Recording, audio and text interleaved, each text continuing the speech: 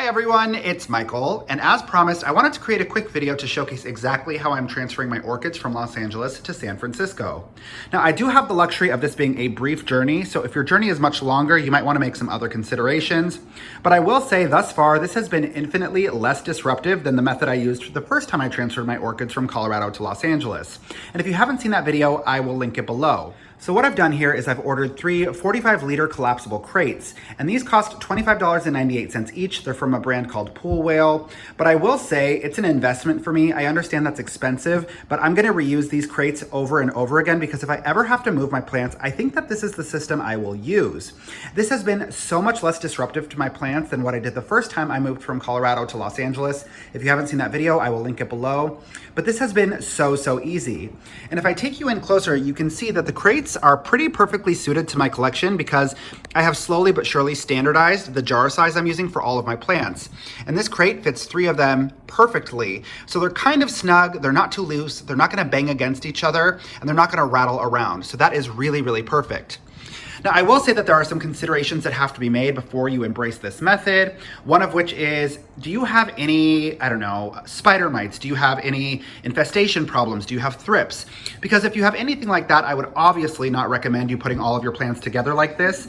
Even though I don't have any visible issues, this still gives me a bit of anxiety. But having said that, my collection has existed like this for months and months, and I haven't seen any significant problems anywhere, so I don't anticipate it being an issue.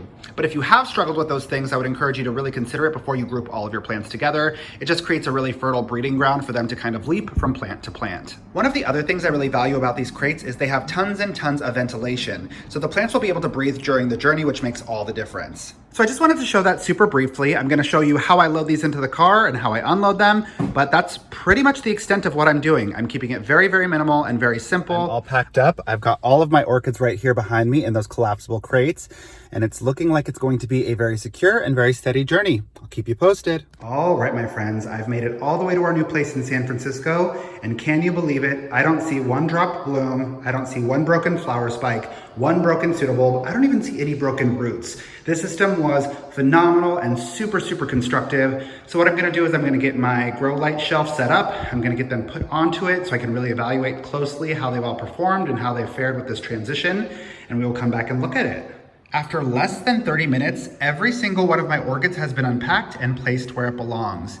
And I cannot believe my eyes. There's not a single broken glass, not a single broken flower spike, not even a single broken root. Now I'm gonna walk you over this way to my lighting area, and even on my Epilelio cattleya with the explosive root growth, there's not even a single broken root. Not a dropped flower bloom. This move was incredibly unremarkable for my plants, which is precisely what I was aiming for. Now, as promised, I do want to take a moment to highlight the crates that I purchased off of Amazon to facilitate this journey. I will link them below because I am a bit enamored with them. Now, earlier in the video, I accidentally said that they perfectly fit 3 containers. I meant to say that they perfectly fit 3 across. This is the standardized size container that I've been using to pot all of my plants, but it will perfectly fit about 12 plants. So this has made it so easy. They have a bit of excess room for movement, but not enough that they can bang against each other. Now, what I wanna show you, and hopefully I can do this one-handed, I'm gonna get rid of these so you can see how wonderful these crates are. Okay, so it turns out that I couldn't film that portion one-handed, but I do wanna show you how incredibly space efficient these crates are.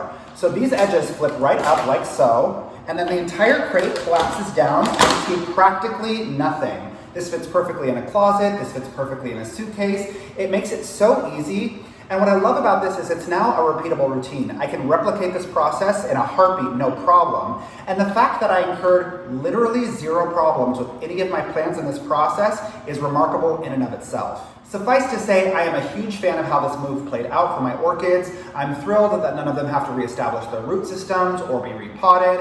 It really saved me a lot of time, a lot of effort, and a lot of heartache for the plants. So that's pretty much it. Thank you as always for choosing to spend your time with me. If you have any questions, concerns, or feedback, go ahead and leave it in the comments section below. Be sure to support one another in the comments section because I'm so seldom available to do so. Don't forget to click subscribe and have a beautiful rest of your day.